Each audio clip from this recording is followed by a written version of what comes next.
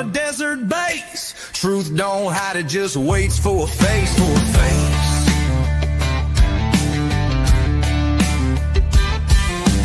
Big footprints in a pine slick path. Bob Lazar files with a government laugh. Court dates lost in a sea of red tape. We ain't 10-4, we just stay awake. True crime tales in a borrowed voice. We speak for the silence, not by choice. Got boots on the dirt and eyes on the skies, digging up stories they hoped would die. Might, truth, and thunder, we don't back down. With a Bible in the glove box and boots on the ground. Aliens, lies, and backroom deals. We break that silence, 'cause the soul feels real.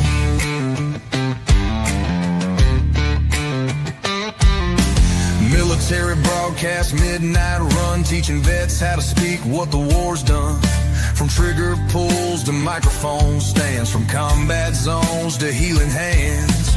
Public records, missing names, unsealed files, classified games. We chase what's buried, not what trends, and we pray for light at the truth's deep end. Might, truth, and thunder, we don't back down. With a Bible in the glove box and boots on the ground. Aliens, lies, and backroom deals. We break that silence, 'cause the soul feels real.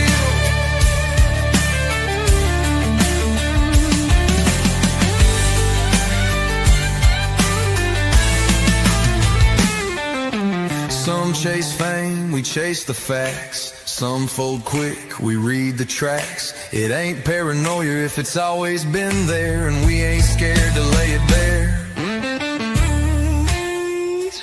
Into the storm.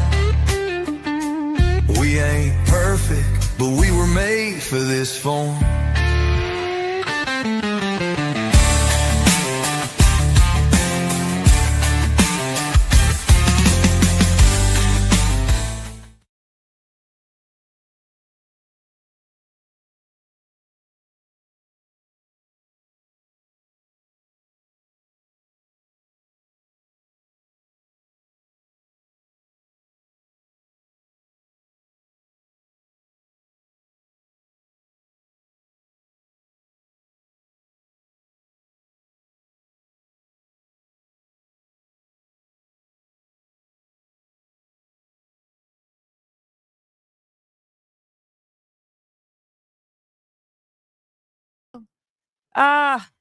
Thank Okay. you. Oopsie daisy.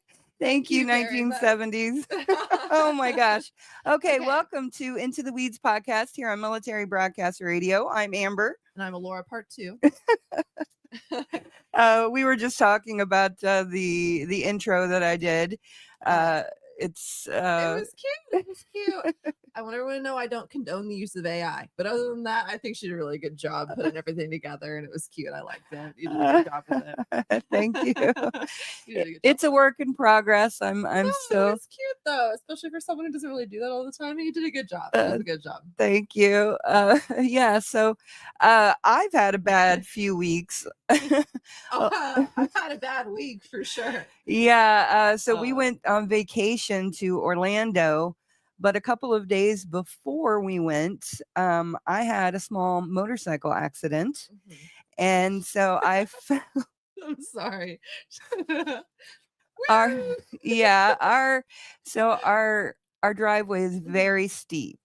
And so my husband normally drops me off at the beginning of the driveway, but for some reason I stayed on the back of the bike. We went down and he backs up, and he's an expert backer upper. He's good at it, but whatever happened this time. Yeah, I don't know what happened. I mean, Dad blames it on your car being there, but oh yeah, that was the problem. Yeah, if I fixed it, it wouldn't be there. No. So the actual frame of the motorcycle actually hit our driveway, and I went flying up and off, and I fell about 8 feet on my tailbone. Which So was already all messed up before that happened. yeah. To anyone who doesn't know, she broke her back by falling in the military. Yes. So she already is not working with the full deck of cards here.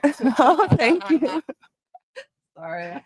Thank you. So I ended up being in a scooter for a whole week. I tried to get her to put a video of her in the scooter in the intro, and she just wasn't having it. She didn't want people to know she was an old lady. So we've been to Universal hundreds of times Mhm. because we lived in Kissimmee. Mhm. And by far, this was the absolute worst experience I've ever experienced at Universal. It was a little tough. It- People were assholes. Yeah, they really Mhm. were. I was trying to. Funny thing is before I got hurt, I had this idea of going to Universal and Mhm. doing it from the perspective of a disabled veteran. Mhm. And I got my wish. I got it from the perspective of a disabled veteran, but it was a really bad perspective. Yeah. People were rude, Mhm. not just the guests, but the employees as Mhm. well. We ran into quite a few instances in which, They denied her a disability pass. yeah, it was weird. It was weird. So you have to sign up for it online. Which you did. Yeah, which I did. And then when you get there, they ask you these questions. And they're like, we can't ask you what your disability is, but tell us what your accommodations are. Yeah. And like she was on the spot. So I don't even know. And then they make you pay like what? Like if you buy a scooter in the park, it's what, like $100 something a day? It was $95. $95 a day just to get a scooter in the park if you don't already have one and you're out of state. Yeah. So, hey, Jose, it's just me and Hello, everyone. Jamie. Thank you, everyone, for tuning in. 1970s. And Joel, I see you in there too. And anybody else that's just hiding. Yeah. But they were rude to you. And millennials. Yeah, said, millennials backstage. Millennials backstage. She'll be up in a second. But she said, if only you were Gypsy Rose with Dee Dee advocating for you, it would be free. No. I didn't want to be an asshole and shut you up, but I almost went like, whoop, and like, let me tell them that you just, never mind. Anyway, she has issues. She needed to pass, but regardless. Yeah. So we ended up having Go. to rent a scooter from outside of the park because it was $185 for a week compared to $95 per day. So and it's like, I get it. Like, they don't want just any, Joe Schmo being like, hey, I want a scooter, I'm gonna ride it, whatever. But it's like, it's ridiculous. They charge you at the ass for everything. And like, you guys are spending fucking like, you guys probably spent like $5,000 on food or something like that, and the food wasn't even good. it was terrible food. It was not good. It was. So. I don't know if they're paying these people to do these reviews of these parks, but Epic Universe was not epic at all. I thought that the detail that they put into the stuff that they had designed was very nice, but I thought that like the kind of the epicenter or where everything kind of comes together was a little unfinished. Yeah, I'm actually just going to bring Millennial up. Millennial up. Sorry, we're talking. Yeah. Hey, Millennial. Hi, Millennial. Hey, for tuning in or coming in. Sorry. Yeah, no worries. I wish I had something to add, but I've not been to any of the Disney places. But it sounds like it was epically awful. That sucks. Yeah, it was Universal, and I had a good time. I was trying not to let everybody else get me down. I was drunk the whole week, and it was a good time. Yeah, and then for the most part. And then we come back, and Alora went to a Trisha Paytas concert. Tell them about that. That was a good time. Nice. I know Trisha. She's a little cringe. She has a past. I don't condone everything she's done, but I was like, you know what? Who do I think would put on an interesting show? What can I do for the plot this year? And if you're gonna do anything for the plot, go to a Trisha Paytas concert. It was a good time. It was probably for the plot. It was honestly probably one of the better times I've had at a concert like in a long time. And that's awesome. It was a good time. Huh? Or what does she sing, or was it like a comedy show, or what does she do altogether? Singing comedy show. She was singing, but like, some of her songs are better than others. And then she did like some covers, and she did some like My Chemical Romance stuff. And I feel like I mentioned this here before, but My Chemical Romance is like one of my all-time top bands. I'm seeing them live in September, actually. So, but yeah, so she just did a bunch of stuff, and I got to dress up in a pretty pink poofy dress, and my cousin's stepson, he came and he met me, and then we went to Twin Peaks afterwards, and I was really drunk, so I don't remember, but apparently I rizzed up a waitress. So I gotta know about Trisha. Does she do any kind of ode to crying on the floor in her concert? Yes. I just felt like that would be really epic if she did some sort of nod to crying on the kitchen floor, because it made her like she owned that, and it made her money and famous, and I respect her for it. Yeah, no, she there were a bunch of videos, like montages put together and stuff, and there was like a whole thing of her just like on the floor and a bunch of different videos, whether she was doing the mukbangs on the floor or she was doing the I don't like to watch people eat. It sounds bother me, but that on the floor, and then like crying on the floor, and then she did the famous cover of Shallow. I don't know if anyone's seen that, but if you haven't, you should look it up. Shallow from the Star is Born, Lady Gaga, Bradley Cooper. Oh, okay, yeah. It's really bad. That's the point. Not the movie. I've never seen the movie, but I just mean like the cover is really bad, but that's the joke. So anyway, it was a good time, and I almost met her. This lady that was doing security or whatever, she tried to grab me. She's like, "Oh, you're supposed to go in this area," and I was trying to make sure I didn't miss out on the signed poster that I got, and so I was like, "Oh, well, you want to check my ticket?" And she goes, "Oh, never mind. They weren't checking tickets for anything. They were just going to let me go in and meet her." Yeah. So it's okay, Trisha. I'll meet you one day. It's fine. It's cool. But yeah, so I mean, misaligned stores. Yeah. It's okay. It's fine. I just cried about it. No, it's fine. Well, like Jamie in the chat, I'm glad you had a good time either way. Yes. Yeah. Yeah. She definitely, DID days. Yeah, she's done a lot of stuff that I don't condone. I'll say that for sure. But regardless, there's a lot of people that do a lot of things I don't condone, and I have a lot of people, celebrity idols that I really, really like. Princess Diana, for instance. But I also recognize she made a lot of bad choices. Not everything that happened to her was happenstance. And it's like, if I had every single thing that I've ever done plastered on the internet, I think that people would have a lot of things to say about me too. You know what I mean? The same. So I'm just glad that I didn't, but it happens. So when she got back the next morning when Alora woke up, she called her aunt and she found out that her dog Oates was missing. Yeah. So if anybody lives in Higbee or Moberly, Missouri, you gotta laugh to not cry. Are you gonna put his picture up? Oh, there we go. So this is my Oatesy, my Oates. He's been a co-host on this podcast many a time. I'm really not doing well, but you gotta persist. Life goes on. Unfortunately. So I don't know where he's at, but there's a $500 reward. So I'm hoping that someone brings my boy back to me. It's been torture the last few weeks, or the last week. It feels like it's been forever. Oh my God. So it's been a week exactly that I've known about it, but my aunt waited 6 days to tell us. So she's been blocked on everything, and that's all I'm gonna say. That's all I'm gonna say. I didn't say anything to her. I figured don't want to say anything you can't take back, and silence is the best route at the moment. So that's where I'm at. Message me his information on Discord so I can share it with my Missouri friends. Thank you so much. We appreciate it. But anyway, moving on. It's there's a lot of other things going on in the world though. How the FOIAs. I don't know if that was what you wanted to get into first. Sure, we can do that. Let's see. Unless there's any other ground you want to cover. I'm just trying not to think about my oat too much before I start crying on stream. No, we can actually. I'm not Trisha. I don't want to cry on the internet.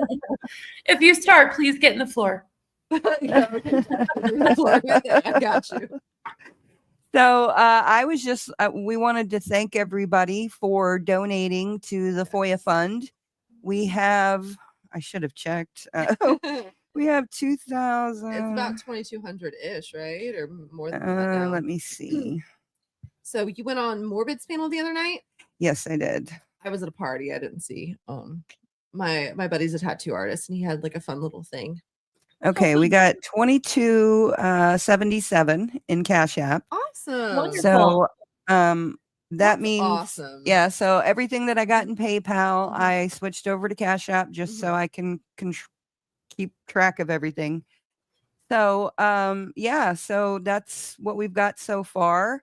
And I talked to the record supervisor of Greene County, and she didn't want me to send her any money right now. The bill is just a working bill or a quote. So we're just kind of waiting to see how much it's actually going to cost. What are we quoted at as of now? It was like 1,888 or something like that. Okay. Yeah. That's doable. And Wonderful. So a little cushion from the current quote. yeah. And how much did you pay initially for the initial FOIAs? So I've paid approximately $600, and I say approximately because it's a little over $600, but I just say approximately $600 out of my own pocket. I'm actually being called by the prison right now. Laura and I can hold the fort if you need to take it. No, I'm good. She'll be fine. Her cousin likes to talk to her for hours. She's not going anywhere. Yeah, she'll be there. Does she have juicy info though? Well, she could have that, or it could be another inmate as well, because I talked to 3 of them there. So Which is good though. I'm glad. yeah. One of them is actually doing a she's creating a devotion book, and the other one is the one doing the podcast that I'm trying to help distribute and then help them continue on with it. But we're waiting for the professor of Rockhurst University to get everything together before we can do that. Yeah. So That's really cool though. Like we live in an age where people in prison can do a podcast. yeah, I know, and I Really haven't seen it. I haven't seen it yet. So they've recorded 4 episodes, and it's supposed to be edited, as far as I know, and I'm just waiting for him to send them to me. Good stuff. So we can Yeah. upload it, and I have no idea what they're going to be talking about. And but they're gonna get what they want off their chest, and Yeah. they're gonna get to talk, and that's all that matters, Mhm. honestly. So yeah. yeah, Awesome. so what else were we talking about? You were talking about the FOIAs. Oh yeah, the before. FOIAs. Yeah. Okay, yeah. So So you went on Morbid's live stream.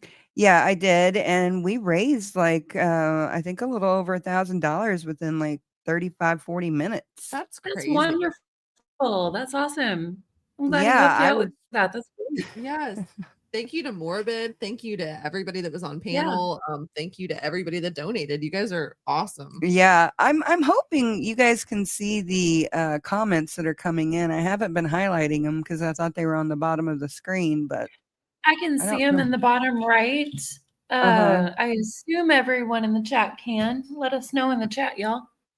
yeah, I want to know because it's a new feature that they have. It's a beta Like that. testing. I see that So- Jamie said that she likes the goblet, and I like the goblet too. I I do thought that too. was Cute. cool. Yeah, it's one of I have my. a box. So I am so klutzy. I trip, I fall, I knock things over, I drop things. And so I like to buy really thick, chunky mid-century modern wine glasses. Mhm. Unfortunately, I do break some, but they last longer than a regular wine glass with me because Mhm. they can stand a few knockarounds. I like that. I have broken Thank you. most of our wine glass set just by trying to do the dishes, like not even being klutzy like I normally am. Thrift just store trying to it. do Get the the dishes, and they're chunky all gone. ones. Yeah, I ones. need to put them away because they were your grandparents or your great grandparents. Oopsie So daisy. You definitely need to thrift store it, then, Laura. Yeah, we Jamie had to says she can buy- see the chat on the screen. okay, Okay, good stuff. awesome. Yeah, we had to buy all of my great grandparents' stuff because my great aunt, not the one that lost my dog, we have my great aunt made us buy everything, is all I'm gonna say. Yeah, Oh my god. Yeah, crazy. Yeah. I really am upset though, because my great grandfather had a stack like this high of vintage Playboy magazines. hmm And Oh, those are cool. those yeah, are like with cool, Farrah Fawcett and everything. like the Yeah.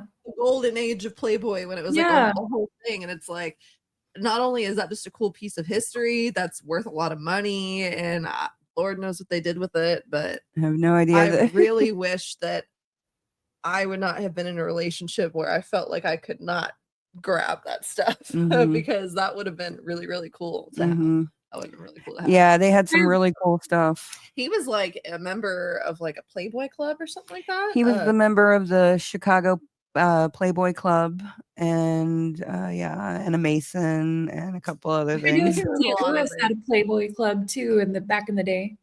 Oh, so yeah, St. Louis had a Playboy club too around the casinos and stuff. Okay, I had no idea. I have a book I have to dig out and send you pictures of, Laura. It's a book. It was published, I believe, in the 40s or something, about 1930s burlesque. It was a really scandalous book to be published at the time, but it looks like so innocent and like almost cartoony now, like the poses and everything. But they're Don't so hurt yourself. I'm not. I'm just showing everyone my Betty Page. Is that Betty Page? Yes, it is. Yes, Love it. it. Yeah, I got a bunch of old school. I have a lot of nudity in my bedroom, but it's all classy nudity. Okay, it's like Betty Page, Janis Joplin. I've got old paintings, stuff like that. It's very nice. I like it. So nice. Yeah, I just had to flex my Betty Page real quick. I love it. In real life, nobody ever knows who it is. A couple people have asked me if that's a portrait of me. I'm like, does it look like me? I have maybe for a while. I mean, have you ever tried doing a Betty Page look in a black wig and do the makeup? I think you can pull it off. I think she could too. I want to do I knew what the word was until just now. Oh my god, not burlesque, but when you go to the boudoir. Until just now I knew what the word was. Bourgeois photos. Yeah. Boudoir pictures. Boudoir. See, I knew what the word was like 2 minutes ago until it's relevant in the conversation. I found a really cool boudoir place that's actually really close to me, but I believe the artists deserve to be paid for their work, but I can't spend upwards of like $1,400. Yeah. Not at the moment. So, but I would love to do a boudoir shoot. I would love to do burlesque if I wasn't so clumsy. I can't. I can hook you up with photographers in Southwest Missouri that do that for much more reasonable. I'll spend up to like $500-$600, but anything else, maybe $800. But I think at that like $1,500 that I was quoted, I was like, oh, I really want to. I was like, I'm poor. I work in a nursery. Like, it's always such a balance too, because like you want to pay for it because the people who are like, I'll do it for free, sketch. But because there's a lot of those. But I can find somebody. You want to also, not pay a car down payment for the photos. Yeah, right. Yeah. So while we were on Gypsy, I downloaded off of TikTok one of her last videos. Oh boy. We're just gonna watch it. How do you feel about the salon-centric thing, a millennial? Do what? What's your take on the salon-centric ordeal? Oh, I think it's ridiculous. I mean, ridiculous on Gypsy's part. First off, she put signs up all over the damn house because she says Ken needs the signs for reminders. But then she walks right past a sign on the door that says licensed professional only, and I didn't see it. Like, how can anyone be expected to notice a sign when she has signs up all over her freaking house in the Lifetime show for Ken? Right. Then on top of that, one of the reasons, as I understand it, now this is just from talking to some stylist friends, as I understand it, one of the reasons why they have the rules for only licensed stylist is not only because of getting the discount for going to school and all that stuff, but because those chemicals in that large of quantity are very easy to use for terrorist purposes. Oh. That is very true.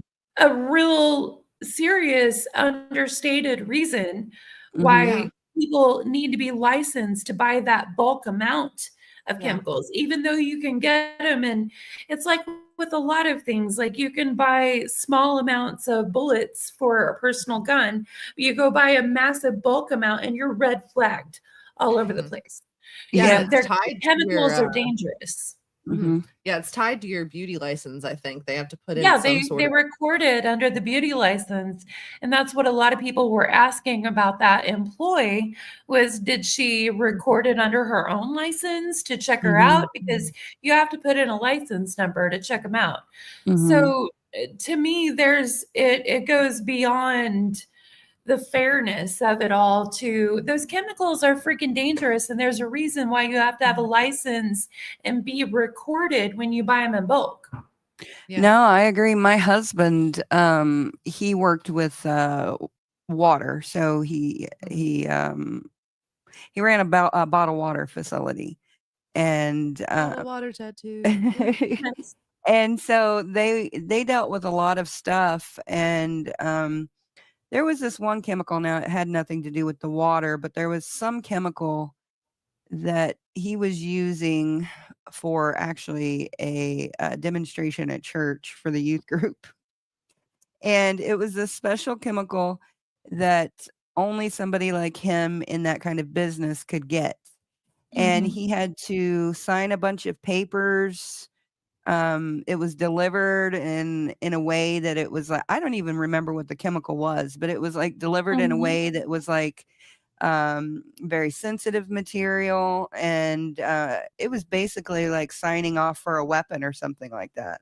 Yeah. So, and it was just like a Yeah. vial like that big of something. Mhm. You know, Yep.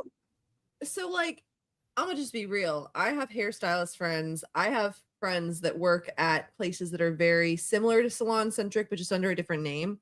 Um, if I really wanted something, I could get it, but the like most like the audacity of her like posting about it and putting like a video with like a little bit of the employee in it and all of Mhm. that stuff Another is point what to it. was just so crazy to me because it's like I'm sure there's plenty of people that get their hands on like salon grade stuff and they just don't say things about it. Yeah. And it's like if you were lucky enough to have the rules bypassed for you, the fact that you're just like showing people, and it's like it's not like she didn't know by the time she had checked out. She admitted that That's she knew by the another time she checked out. Mhm. Yeah, that's another big point to it. She specifically said in her response to Salon Centric, a lady informed me halfway through that I wasn't allowed, but said she Mhm. let me this time. So she knew the rules had been bent for her, and she decided to post a video about it to 9 million people.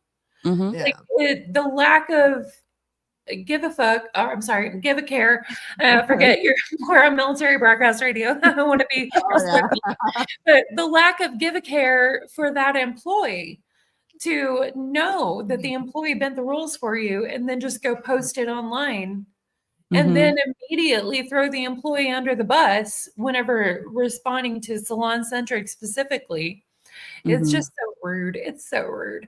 But yeah, I have friends. There's it's not salon centric. There's something similar in St. Louis where you have to have a license to go. And yeah, I've had friends that have their license pick stuff up for me before that I wanted to use and things like that that they could get in bulk.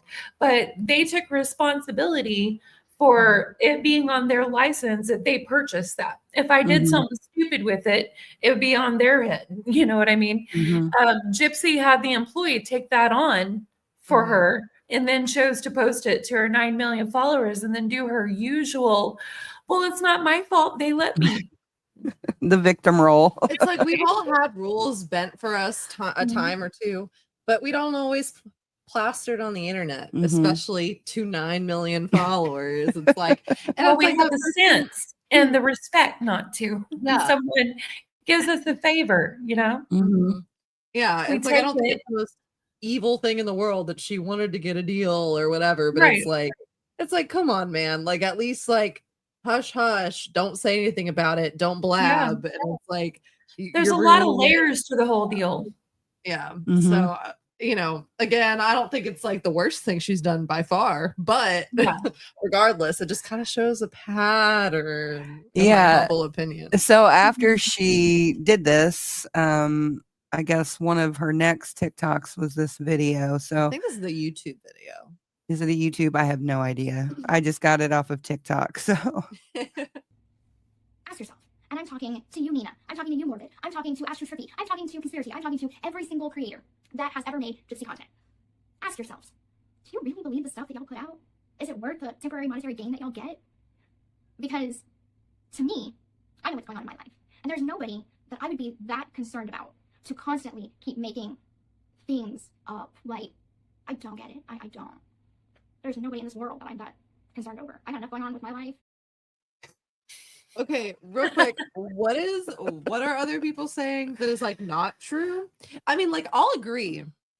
There's a couple of times where people can kind of like verge, kind of into the bullying realm. But like, what are they saying that's not true? Right. Are you gonna give examples? Like, Well, and I'm sorry, you just don't get to have a reality show, especially based off infamy from matricide, and Mhm. then expect that there's going to be no public commentary about it. Like, Mhm. Yeah. commentary has existed for centuries, all the way back to the French lampoons. You know what I mean? Like, during the Revolution.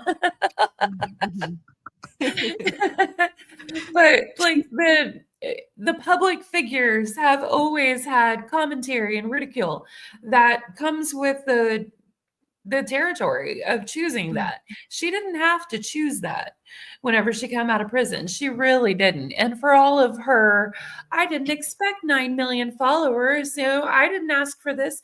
Yes, she actually specifically did. She She had did. Rachel Garlick building up her social media for her before she got out of prison. She Mhm. wrote to dudes about her troubles with Ryan's family and how flashing her status as a public figure of inspiration when she got out hasn't done much to turn them. So she absolutely knew and was building that. Like, it's just a blatant lie when she Mhm. says, "Oh, it's total surprise." And didn't she kind of like cut off Rachel Garlick like as soon as she got Yes. out of prison too? Yeah. I don't really know that much about it, but I know I think Bree's much. on the chopping block now because she's starting to put out these, I'm not responsible for the bullying of my friends. And I've talked to them about their actions. So Mhm. even though in her damn show straight up said, Bree posts things that I can't post. Mhm. I think Yeah. she's about to throw her under the bus. I think so too. I think Bree's time is coming to an end. I feel okay. Bree's done a lot of things that I do not condone, so I want to make that very clear first. Mhm. But it's like you almost want to feel bad because it's like she's risked it all for this person, and she's just expendable I at the felt end of the day. I felt Yeah. bad a while back. I felt bad like Yeah. a When- year ago, 6 a months year ago. ago. When I talked to her, I felt kind of bad, even though, I think Fancy tried to imply that like Bree like turned me or something. Bree and I like did not agree on anything in our conversation that we Yeah. had. Very brief conversation. We were very nice to each other, Oh, but fancy I things suppose if very you tap in manipulative. when you're turned. Oh yeah. I mean, we were in some elaborate scheme. Oh, You know, yeah. I Yeah. still am not even for Were you sure in a about. scheme with Gypsy Rose herself, according to Fancy? What? Weren't you in a scheme with Gypsy Rose herself, according to Yeah, Fancy?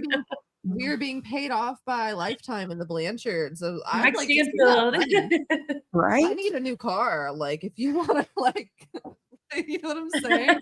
It's like, I don't know. You're And like, it's where like- is this payoff? Well, and the funny thing is I'm the one releasing the FOIAs, so it's like, Well, she that said makes it no way sense. before the FOIAs. Yeah, But but I haven't paid attention to a damn thing Fancy said in at least 3 or 4 months. I don't think I've seen a Same. single video of hers in I forever. can't listen to her if I'm not going to roast her. If I'm not going to No. roast her, I can't take her voice. And she's mhm. kind of just boring now. It's like she was Yeah. definitely lolcow status there for a second, but I like Yeah. she She's still not doing is. drunken car rants, so it's pretty Yeah. boring. It's like there's nothing for me to laugh at. What's the point? I mean, we still have a giant poster of her mugshot right there. But like, you know what I mean? It just feels like it's punching down at this point. I think I need to stop until she does something else. Yeah, I have no I interest haven't in it. messed It's funny though, because that whole Chillicothe incident happened a year ago on the Like 5th. as of like 2 days ago, yeah, I got all these memories, and I think you saw the picture today. You reacted to it, but there's this picture of me. I'll have to find it or something, but it's just I literally am like in shock. Like the second that I met her, I took a picture of my face because I was like, oh my God, like this lady's crazy. Let me see if I can find it real quick. It was so bad. April Johns. Here we go. Let's see if it'll load on here. That's a literal picture of me. The second that I met her, I was like, oh my God. Fancy reaction. And, like, I think she told like a creator that like I met up with her to like get clout or 5 minutes of fame or something like that. Lady, I didn't even take a picture with you. Like That's so I didn't funny. even take a picture with you. I thought you were crazy. Yeah. That meeting No, got me she's- nothing but hate. I'll never forget you telling me about her wearing those earrings. in the court. Yeah, to anyone who doesn't know, she wore fuck you or fuck off earrings or something like that. And it was like a bunch of like And they There's also said so much- eat me on them. yeah, it was like the little Fucking the little Valentine's hearts or whatever. It was a bunch of the little Valentine's hearts and it said like eat me, fuck you, all that stuff. It was a good time, you know. That's so funny. Like it was like kind of iconic, but like I don't know what to say about it. I don't know what to say about it. I was like, I kind of dressed. I don't dress in a professional manner. We'll just say that, okay? Yeah. And so I also wear a lot of goofy earrings, like a lot of goofy earrings. And I like intentionally made sure that I wore like an appropriate outfit and no goofy earrings. And then the chick that's on trial, or what not on trial is not the right way to phrase it, but you know what I'm saying. The chick that's in trouble could be in trouble. She's just fuck you earrings. Makes that choice. Yeah, right. I mean, that just goes to show what kind of a person she is. It's more about the sensation and the drama than anything else. Getting justice.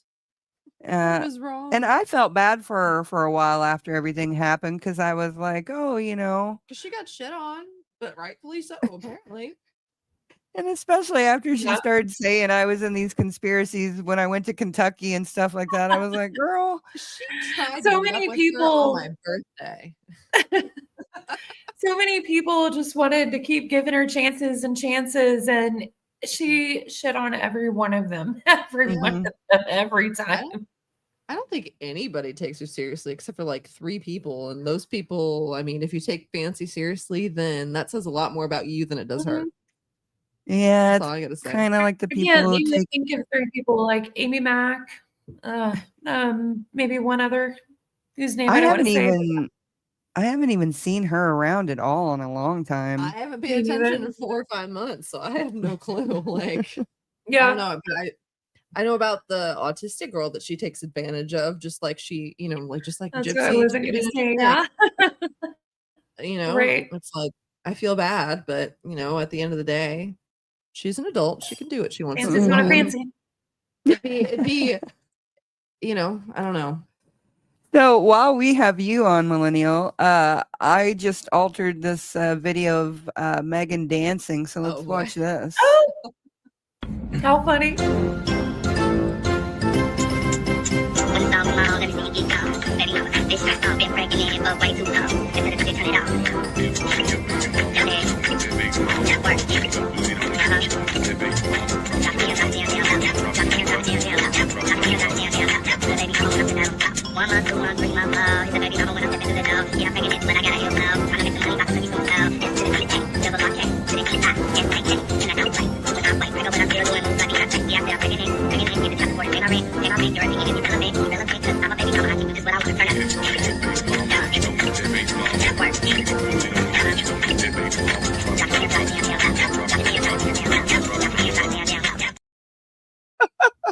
Can you imagine? I can imagine wanting to dance at all in the hospital. Like, what on earth? Right? So part of me has a little bit of like, oh, respect, but why would you video that? I know, it was like so, and she was already supposedly a week overdue. So I'm thinking I was a week overdue with Laura, and I You was also had a recently broken back in 3 places. yeah, but just the feeling of the big I was belly. miserable. Like, Yeah. I wasn't over. Yeah. Bad. Not No, dancing. I had to walk. I had to walk around the mall for 3 hours before they would let me come to the hospital. And so yeah, I walked around that mall for 3 hours. I was absolutely miserable. I it was and then when I got to the hospital, they made me walk around. If they would have told me to dance, I don't even know what I would have done. Maybe if you would have danced in the mall, you wouldn't have had to walk around for 3 hours. Oh, Well, well, there we yeah. go. She's trying to speed up that process. She's gonna get this baby out of Well, me. your husband needed to come through doing the. Yeah. That's cute. Carrie, God. He always has the cringiest moves in her random videos. Remember when he juggled in that one? Oh yeah, with Melissa McCarthy. Yeah, he was so Melissa McCarthy and Megan had She's already kind of cringe too. yeah, they were interviewing each other or having some kind of something, and then Harry was cringe. outside of the window juggling. They just panned to the window for a minute. Harry was juggling. You know what? That's a skill I don't have, so props to him, I guess. Right. That's a good point. That's a good point. I mean, odd, but I wish I I've could. tried it a lot. Can't. You have? Yes, as a kid, I wanted to juggle so bad. Sometimes, still as an adult, I'll be like, maybe I've developed it now. No, can't. I've done it a couple of times. One of my friends went through a phase, and she was trying to learn how to juggle, and I was like, maybe I can. Nope. All those balls are on the floor. I can juggle some balls, but not those balls. I'm sorry. It's for some reason a thing that I think that at some point I'm going to develop a prodigy skill for it. At some point, I'm going to try it, and I'm just going to juggle. And it's never worked out so far. It's not developed yet. I think that as a child, I thought that juggling was a thing that I would interact with just as much as we interact with quicksand. You know what I'm saying? Quicksand was also a problem. Falling on banana peels. What was that? And falling on banana peels. That was always Falling on banana peels. Yeah. Banana peels were like a real hazard. I gotta keep my eye peeled at all times. Banana peels, and we better know.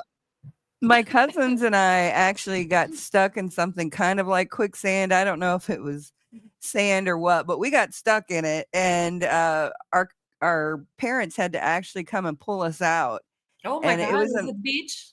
No, so it was at a rock quarry.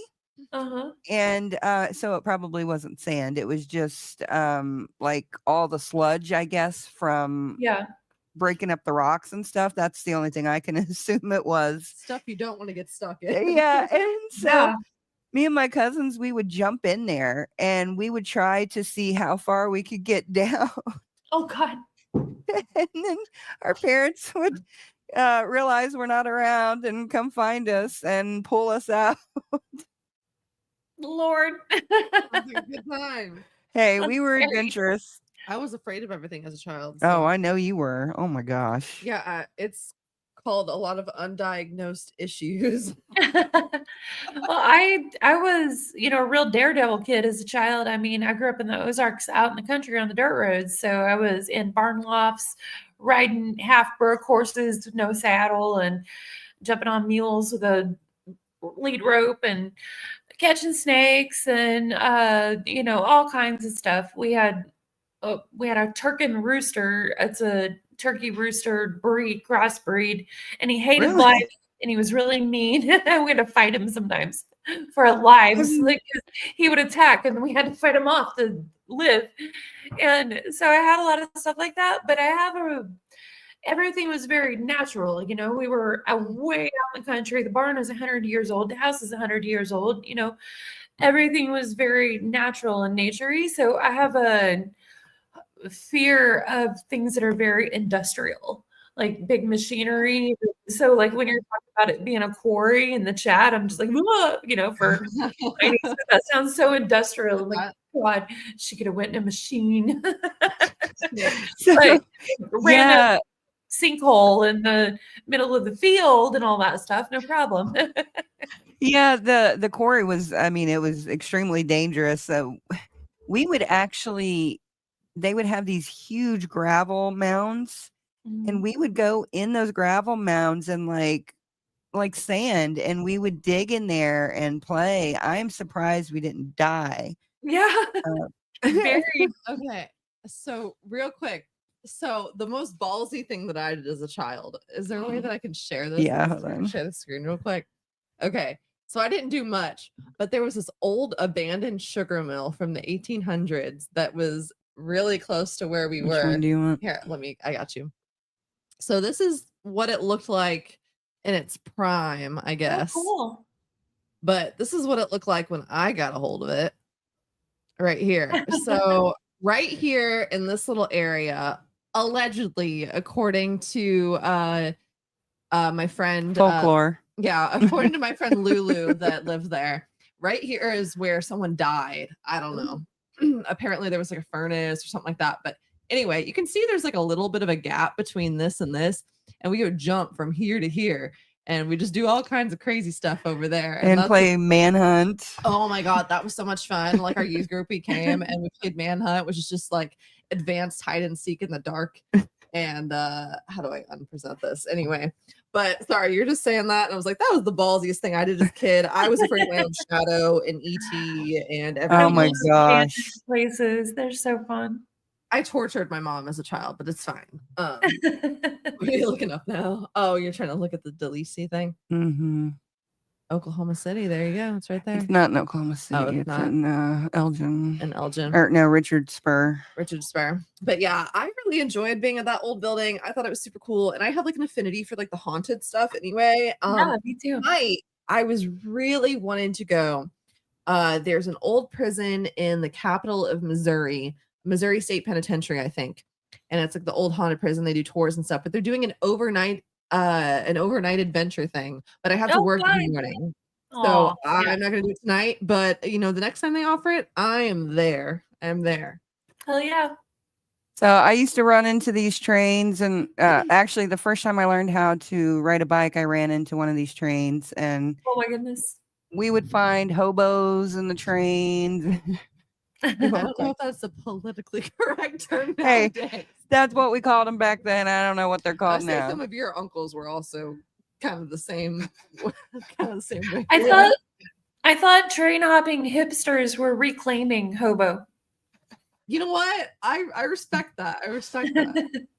My cousin, he's actually Native American, but he would go from one side of Lawton, Oklahoma to the other on the train. He would just jump on the train as it was going by and then jump off as he wanted to get off. That's some scary stuff to me. Yeah. We have a train that kind of runs through where we're at, and I've thought about what if. Where's the train next to us?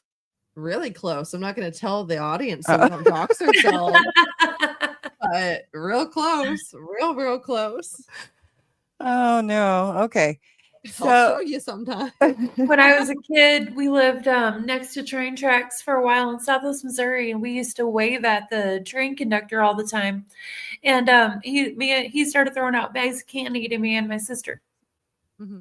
Oh, how cute is that? I love It was that. sweet. Yeah.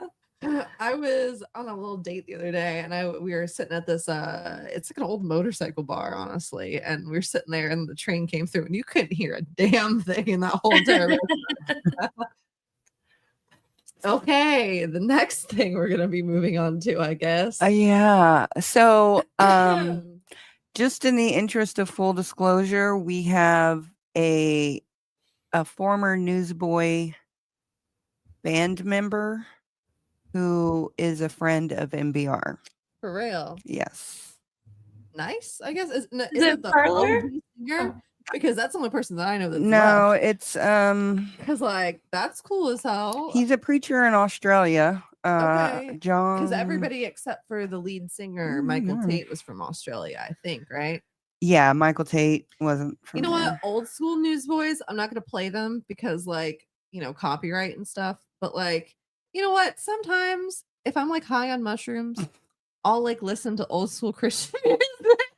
I was just telling my husband the other night after I heard about this, I'm like, this sucks because regardless of what my current beliefs are, some of that Christian rock from the 90s slaps. I love Yes. Newsboys Take Me to Your Leader, DC Talk, Yeah. Jesus Freak, Newsboys Shine, Mhm. Jars of Clay. Yeah. Oh, I forgot about Shine. Yeah, that was the old Shine. school. That wasn't this guy. That was the old school. I forgot his Yeah, name. all of but them with the he's old innocent school in this. Newsboys. Allegedly innocent. I don't know what he does. I don't know his life. But running around the mountains all the time along the river, Southwest Virginia. Yeah. I've never been to Virginia. I haven't either. Didn't you go to West Virginia? I did not. Your dad and your brother did for a family reunion. I got family I've been there, in it's West beautiful. Virginia, Arkansas, or no, I was born in Arkansas. I lived in Florida, and we're from West Virginia. It's just kind of a whammy on all In sides. Chicago. Chicago. You're not all hick. Hey. So yeah, that is Michael Tait, the guy in the middle here. So let me see if I can. So there have been some recent allegations. If anybody knows, their most popular song, I would say, would be "God Is Not Dead." It was also a This movie guy. franchise. It had the guy from Good Luck Charlie in that movie. You know, the guy that cheated on Dr. Bridget Mendler. Yeah, she's a doctor and a rocket scientist now. Take that. Anyway, but regardless, Michael Tait, man in the suit there. So you want me to read it? Yeah. Okay. Well, okay. And you can just add what you know because this was something that you wanted to talk about. Okay. So I'm just gonna go from the heart here. Okay, so Michael Tait, third one from the left or second from the right, anyway. He is the lead singer of Newsboys. There was initially another lead singer. I think all of them are from Australia except for him. And he was also in the band DC Talk with Toby Mac and another guy. I think his name was Kevin something. Kevin Smith or something. Kevin. I don't know if anybody's ever seen 3-2-1 Penguins. That's probably after everyone's generation, but there's this character named Kevin. He was Kevin. like, Kevin. Anyway. They also wrote some songs for VeggieTales. Oh, they wrote some. I forgot about I that. don't care. I'm not even like really a part of the faith anymore, but on my 21st birthday, I want everyone to know my 21st birthday. I had a singular Mike's Hard and I sat down in this basement and we watched VeggieTales. We watched Madam Blueberry. And you know what? That was probably a little sad, but I did it. I did it. I didn't care. I said, this is what I'm going to do for my 21st birthday. Do it to it. Huh? I said, do it to it. What you feel? I had a good time. That's all that matters. yeah. I mean, I Exactly. wanted to kind of die, but it's fine. Anyway, hey, we have 69 viewers. Ayo. Hey, everybody. Anyway. But anyway, I'm sorry. I shouldn't laugh. This is like serious. Okay. So Michael Tait, he is the lead singer, as I said before, of Newsboys. He was formerly in DC Talk with Toby Mac and Kevin, what's his face? Kevin Max. Okay. He's not as famous. So I don't think he got into another band after that. That was the only reason why I didn't remember it. But anyway. So yeah, so unfortunately, there's some allegations that span over about 20 years. Where he has been taking advantage of young men. I made a TikTok about it and I accidentally said young boys. I wasn't trying to, accuse him of doing anything younger, but I'm praying that no other allegations come out that go any younger than that. Yeah. But the men all seem to be about like 22-ish. I think there was an allegation from maybe 2004, 2010, and 2014, I think, if I remember correctly. But anyway, with any kind of allegations against somebody, if they're true, that is, where there are people that have come out, there's normally, several people that haven't come out, unfortunately. So it's been alleged that he would give people nose candy and alcohol on his bus, which, I'm not judging what you do as a person, but as somebody who's in the Christian music industry, you can see how that would be controversial. And multiple men reported to waking up to him being either on top of them or touching their genitals. And it's just really sad and really disheartening to hear. And I want to make it very clear that, huh? What's I'm up? sorry, even though the men were 22, Yeah. wasn't he quite a bit older than them? So Yes. they were relatively young adults with Yes. a older person who was also famous and Mhm. very influential in the genre. Yes. Yeah, and that was part of the issue is Yes. that he was holding it over these guys' heads, and these were also Christian music industry artists. And it's I like, didn't mean to interrupt. I just wanted to clarify you're that good. point real quick. No, you're good. Interrupt. But yeah, no, and it particularly sucks because it's like there's a huge power dynamic there. But aside from that, in the Christian world, anything that even touches the LGBTQIA plus community is very taboo. Mhm. And so not only are you going up against somebody that is a Christian music star, I'd say they're probably one of the most recognizable Christian music artists to non-Christians. Yeah. Because almost everyone's heard of God's Not Dead. You know what I mean? It's just it kind of made an impact in some way or another. Or Jesus Freak. Yeah, or Jesus Freak from Mhm. DC Talk. That's the one I know. Mhm. Yeah, definitely. But it's like not only is it the layer of, this person that I idolize, which, in Christianity, you're not supposed to idolize somebody, but it's just natural. Mhm. It's also, you have to admit that you were involved in some sort of I can't think of any other way to put it, but in a gay situation, whether you consented to it or not, that is such a taboo thing. And that is so scary to admit. And, all of these things are allegations at the moment, but I think in January of this year, he had stepped down from his position as the lead singer. Yeah. And he had told, do you have the actual statement from the Newsboys pulled up? No, I don't. So maybe you can Google it while I'm talking. Yeah. But the only reason why I even found out about this is because I realized that from my Christian days, I was still following Newsboys on Facebook, and I just happened to see their statement. And then I was like, that's kind of odd. They don't really talk about SA. They just say about him like living a double life and stuff like that. And I was just terrified. You saw a statement from Newsboys. I think it was on Facebook that I saw it. I want to read the actual. Oop, okay. That's not even the whole statement. Okay, I'll read whatever the statement is. I think it cut off a little bit of it, but it says, last night our hearts were shattered when we read the news alleging drug abuse and inappropriate sexual actions from a former lead singer, Michael Tait. While Michael has not addressed these allegations, we are devastated even by the implications. The four of us are husbands and fathers. Between the four of us, we have 14 children. Our wives and children have made many sacrifices while we have dedicated our lives to playing music together that glorifies God. We are horrified, heartbroken, and angry at this report, and in many ways, we feel as if we and our families have been deceived for the last 15 years. Now, I think there might have been a little bit left out of that because she pulled up like an article instead of the actual the full statement.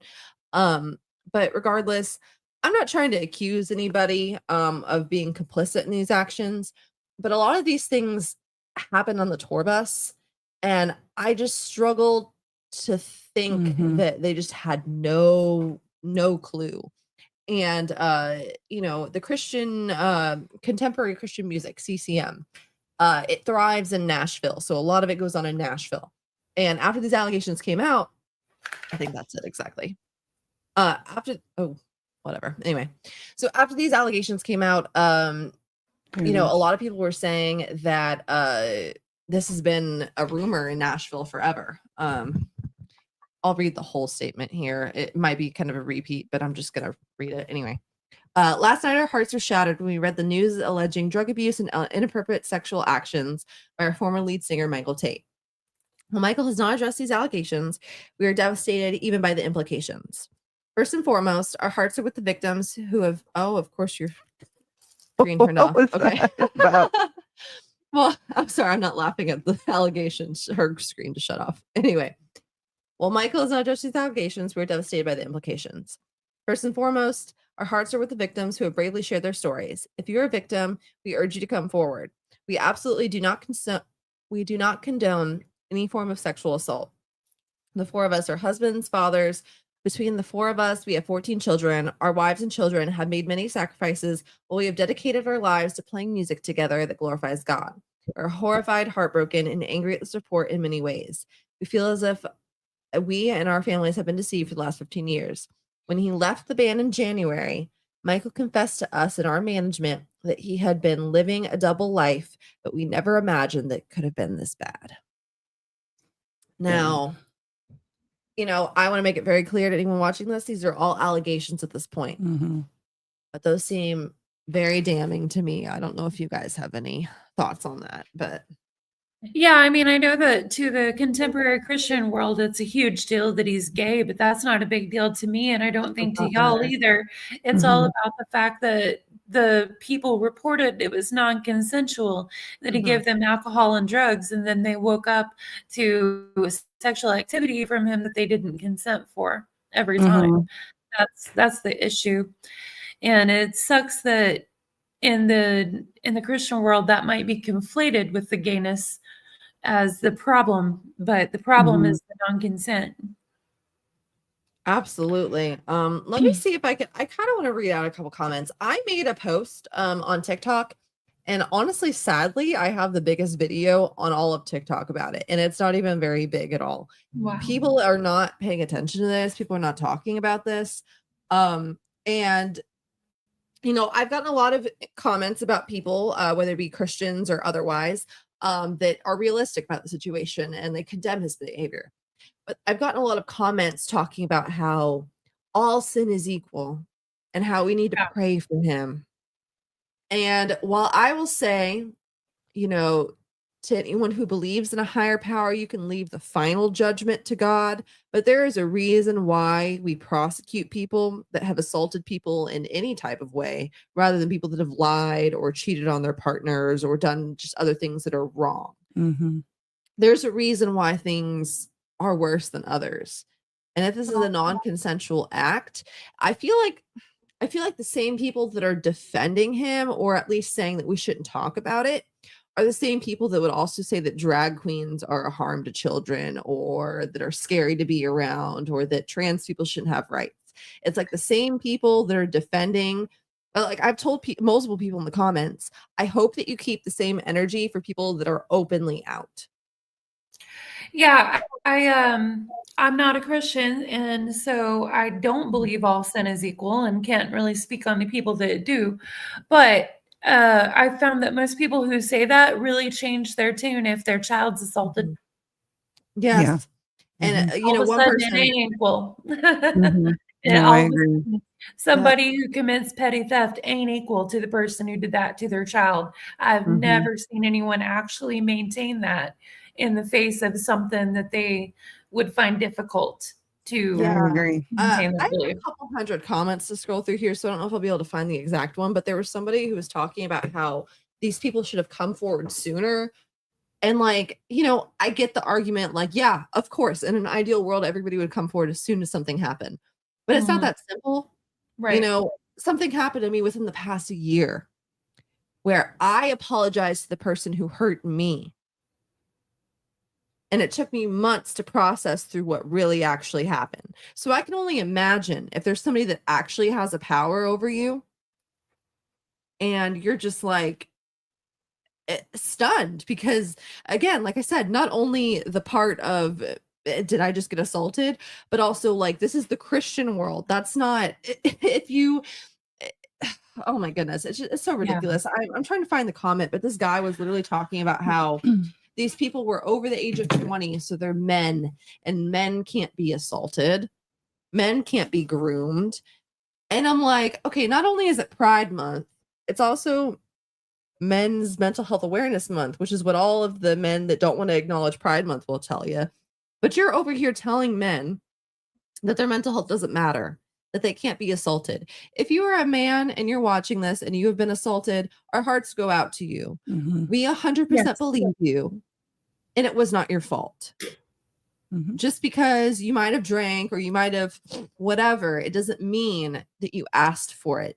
And I Right. asked one guy, and I was being very gracious to a lot of the people in the comments and saying that I hope that you never go through anything like this in your life and that nobody you love goes through something like this in your life. But like, there was this lady, she was literally saying that her daughter got assaulted. And when her daughter got assaulted, she reported it immediately. And that's what everyone needs to do. It's not that simple. No, it's Yeah. not. And I It just takes want to time take a to process it. I just want to take a minute to say I'm really sorry for what happened to you, Alora. It That sucks. happens. It's not the first time, and unfortunately, it probably won't be the last time. Just it happens. Life is like that, and especially when it's somebody you consider to be a friend, Yeah. and there's other friends you don't want to be ostracized from. It makes it really, really difficult. So, Mhm. but regardless, it is what it is. Can't change the past. I'm gonna just live with it. But regardless, these men did not ask for it. Yeah. I asked this man that was commenting on that stuff. I said, I hope that if you hung out with your favorite music artist, Christian or otherwise, and you decided to drink with them and you woke up with them on top of you, I hope that you got justice, because Yeah. that doesn't sound consensual to me. Mhm. And I Yeah. get it. They're all allegations, but all the stuff coming together is sounding pretty damning to me. Mhm. Well, in my it sounds personal like there had been allegations against him for years that have been kind of covered up. Yeah, and Yeah. that's Maybe kind of so. why Yeah. we're talking about it. I'll be right back. Yeah, that's why we're talking about it, because the church in general has a bad habit of covering things up. I don't understand why, because that's not at all what the Yeah, Bible I teaches. mean, you'd think that they would recognize that abusers come in all shapes and forms. I think the Bible says that even for believers. Yeah, and they come in wolves in sheep's clothing, as wolves in sheep's clothing, and I've encountered many of those. And so, but a lot of times people are never held accountable. So I can understand if whatever you do is something that is just like something you deal with, whether it be drugs, alcohol, sexual sin, or whatever, as I long as don't it's care about any of the drugs or alcohol. no, yeah, and yeah, that's like, it's yeah, so crazy. No, I'm agreeing with you. yeah. So I mean, people have their vices, their issues, their issues, and so I'm not ever going to I will say that maybe somebody shouldn't be in a position of leadership or something like that if they have some kind of issues, but I'm not going to ostracize them from the faith and the church and all of that. It's something where, you come alongside people and you help them to be better. And it's like we experience this in our own lives, and I don't know how much Alora wants to get into it, I'll but just say it straight up. I told you a second ago, when I was a child, I was abused. There's multiple instances in which things have happened, but I'm gonna go into one particular instance, and it involved, other children. Mhm. Child on child assault is a thing that people don't like to talk about, but it's a thing that is very prevalent in the world. Mhm. And I'm not deeply traumatized by 90% of it. I can live with it. At least that part of some of the things that have happened to me, I can live with it, because I accept that those children probably went through their own trauma themselves and didn't know what they were going through or what they could deal with. But what I do know is that the children's minister, I told him about what had happened to me and the people that had done it. And I was telling him and trying to tell other kids to try and warn them so it didn't happen to them. And then I was ostracized, and those kids were able to go and hang out with all the other kids and do little activities and stuff. And whenever people got separated because we just couldn't be together, it wasn't them that got put in another corner. It was me that was by myself and didn't get to be involved in certain things Yeah. because this man told me that's not appropriate to talk about at church. And I understand, maybe I didn't need to tell them all the details and run around and scream. I was a loudmouth. I was a loudmouth. Maybe that She wasn't was. appropriate. Okay. But regardless, I was just trying to protect the other children. Yeah. Mhm. I was not trying to bring any harm to anybody. And, even now I think about those girls and I really hope that they're doing well in life and that they're okay, because I Mhm. don't think that they were trying to hurt me. I just think that hurt people. Okay. They were so young. But I'm just saying the fact that they were able to go and hang out with all these people when I was just trying to help them, and not to mention there were other adults that you knew that you told, and they said that's normal. That stuff happens. You're experimenting. You experiment in college and high school. You don't experiment when you're between 3 and 5 years old. Okay, that's fucking ridiculous. So I know that my abuse and things that I went through were covered up by the church, and the only person that believed me was the pastor that is now passed away, and the person that was letting that shit go on and not caring and ostracizing me. He ended up doing some really inappropriate things in the literal church building with someone that was married. He got taken out of his position, but because his father was an elder, he now has another position in the church 20 years later. So I'm sorry. This shit is fucking ridiculous. And these people, I swear to God, if this dude ever posts, I have him on Facebook. If he ever posts something about protect the children, talking about drag queens and gay people, I will be the first person to tell everyone what he did 20 years ago. I don't care. It's ridiculous. It's freaking ridiculous. And I'm okay. Nobody feel bad for me. I'm fine. I'm just saying this shit happens all the time. And mine was the most mild case. Yeah. Children on children, shit happens. Okay. It's not okay, but it fucking happens. But when there's adults that are abusing their power, because I saw that shit too, and I have repressed memories that I can't fully connect to, a specific individual, but I know and I feel it and I remember certain parts of it. Okay. So and I know I didn't hang out with anybody outside of the church. So I know this stuff was happening in the church, and that's not the only thing that happened to me in the church. You know what I mean? And it's not the only time that I've been ostracized for something that wasn't my fault. So it's just the people that are sitting here and they're saying we need to love the sinner, hate the sin, and pray for him. And it's okay, you can pray for him privately, but you should pray for the victims more than you pray for him. Yeah. Because it's the people that are saying literally, oh, we shouldn't talk about this as Christians. Well, first of all, I'm not a Christian. The reason why I'm not a Christian is probably due to people like you. And second of all, it's okay, yeah, we shouldn't have spoke up about Epstein. We should have just let him do what he was doing and just prayed for him. We really should have just prayed for Epstein and Harvey Weinstein and all those people. It's it's just fucking ridiculous. I'm sorry. Yeah, let's rant over. You're good. That's exactly what I was saying. How so often the people who say that all sin is equal, we should just pray. As soon as one of their children is victimized, that all goes out the window. But another point that you brought up, child on child sexual abuse, interestingly, in the most roundabout way, Kanye has brought awareness to that. My God. And if you look at it, and it seems like nobody is really talking about this, but if you look at it, on it to make fun of him for it. Right. If you look at it from the timeline, it looks like Kanye was 12 and his cousin was 6 at the time. Yeah, exactly. Yeah, so meme on Kanye, but talk about what the hell happened to his cousin. Yeah, and now his cousin's in prison, and for murder. I'm sorry, Gypsy Rose. Most of the people that are in prison have also been sexually, physically, mentally taken advantage of or abused. Most of the people that are in prison have had horrible lives, and it's just the horrible things that they have done that have gotten them there. And a lot of people want to defend people like Drake Bell and stuff like that, who literally pled guilty to assaulting a minor, because they're oh my God, but he was assaulted as a child. It's okay, the guy who assaulted him as a child probably got assaulted as well. Yeah, that's just how it works. That's just how it is. There's just no excuse for so many things, in my opinion. It's not to bring it around to less superficial stuff, but it's how your mom and I were talking about the other day. So many people in the YouTube community excuse actions because, I was baited.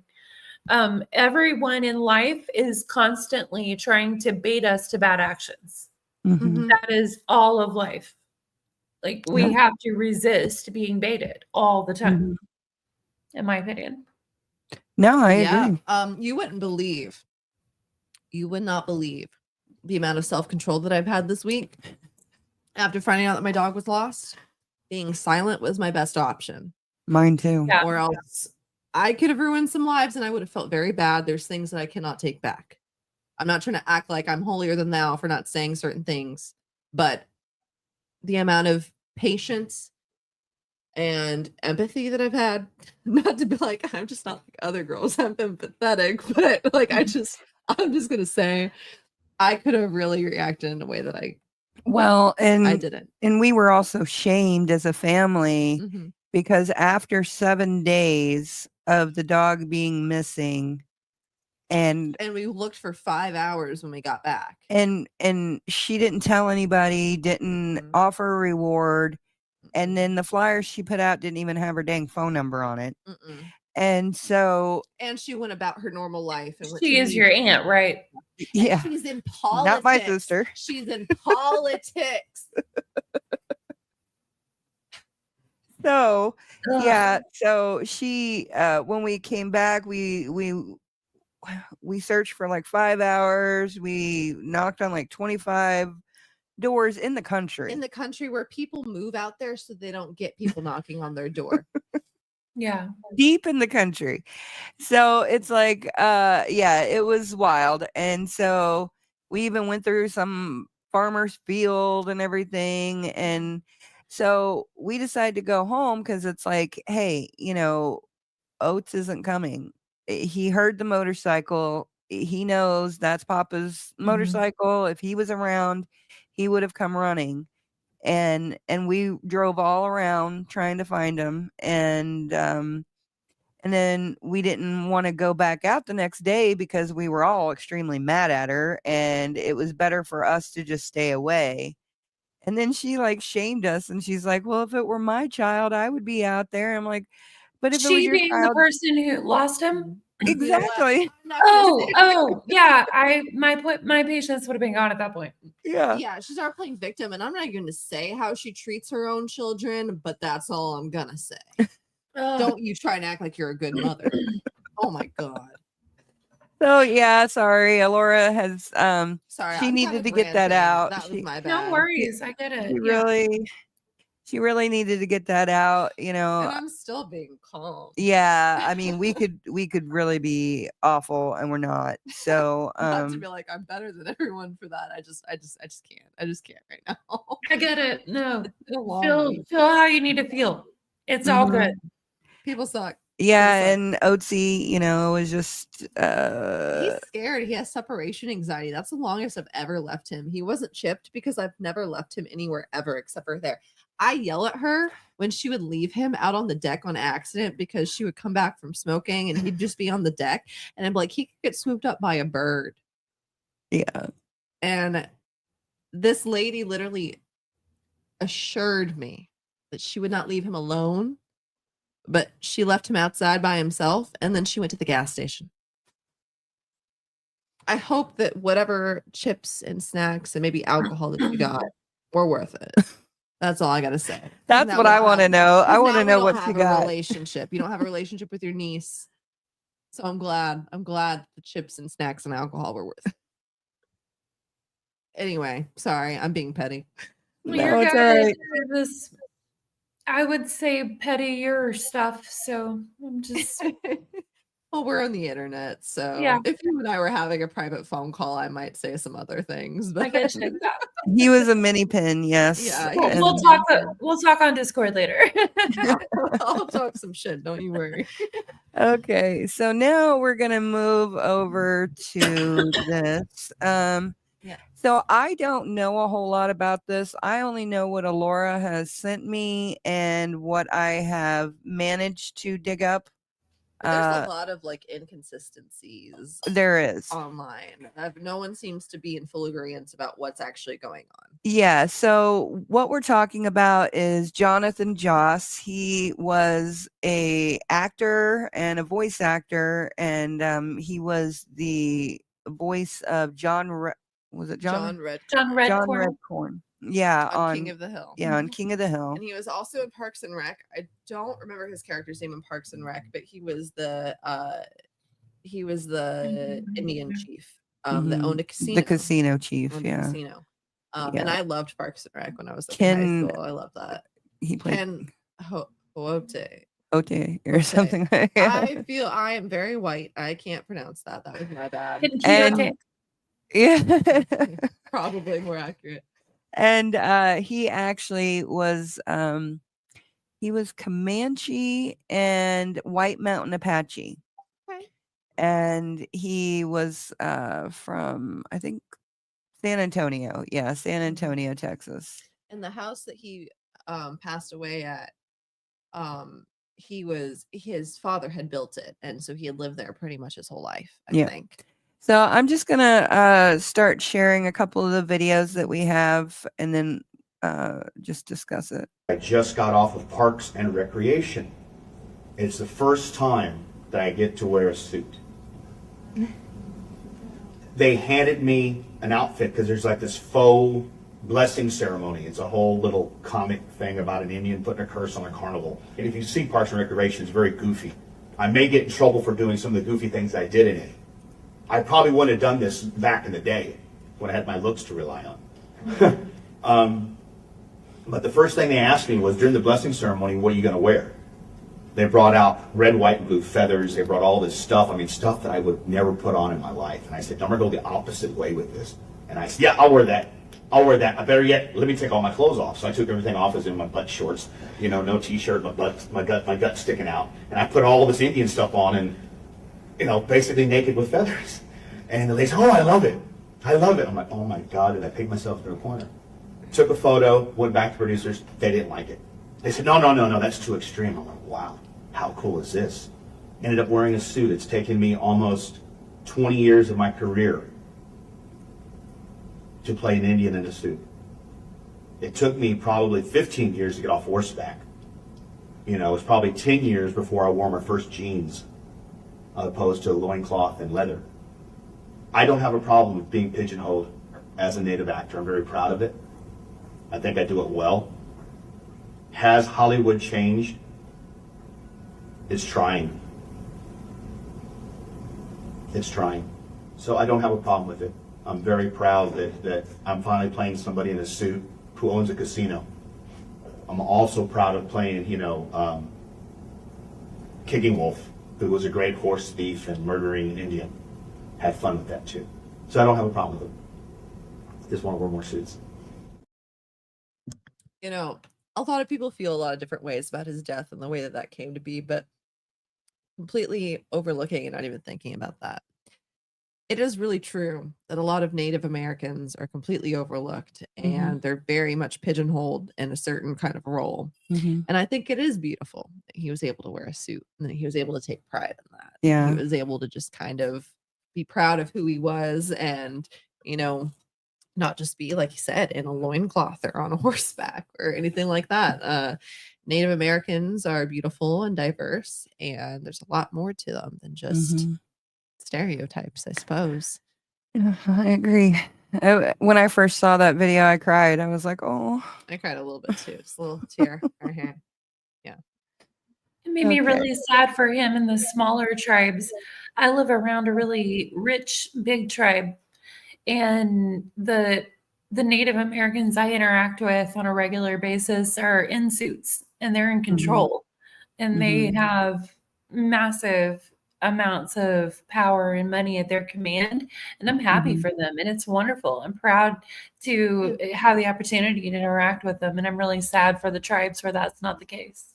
Yeah. Yeah, the last time that we went to Oklahoma to visit your family, we had driven through an Indian reservation or a Native reservation. Quite a few of them, actually. Well, I just remember one specific one, and we were driving through it, and you just saw the poverty and the fact that, you know, I think that was around Anadarko, if I remember right.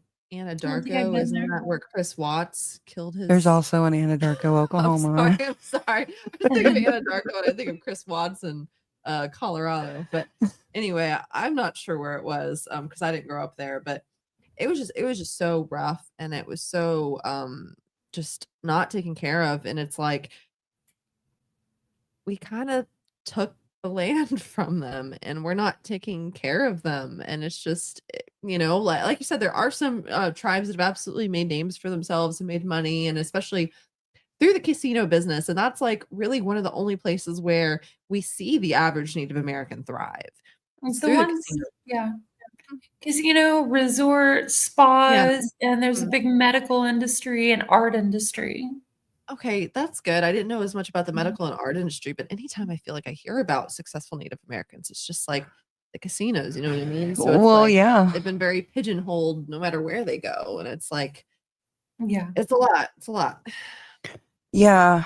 Yeah, that's totally true. Okay, so this is the next video we're going to show. This is of him at a kind of like a convention or like a question and answer panel time. He wasn't on the panel, but I don't know if this is a Comic-Con. I don't remember where it was at. From But what I he under, was it was a on- King of the Hill. If it's the one I'm thinking of, it was a King of the Hill panel. He wasn't actually invited to. Kind of crashed. Mm-hmm. Yeah, and Yeah. so I also wanted to show you the first one to show how articulate he really is Yeah. compared to some of, well, like the third video that we'll see. But And I don't know what's true or what's not true. Some people have alleged that maybe he might have been into some, he might have abused drugs. I don't know if it would have been at the time of his death. I don't know if it would have been a little bit before or when. Some people have said a lot of different things about him. But regardless, the situation is very tragic overall. And I don't think it matters what Yeah. you do or don't participate in. mhm, It still makes it's still tragic. mhm. Everything is still tragic. Okay, here we go. But he said the mic wasn't going to be used. And I'm an actor. I see a mic, I use it. I see it wrong, I make it right. I take a breath, I want to breathe. And no offense, sir, I'm not a super fan. I said there's a hole in my pocket where my money should go. There's a hole. There's a hole. There's a big old hole.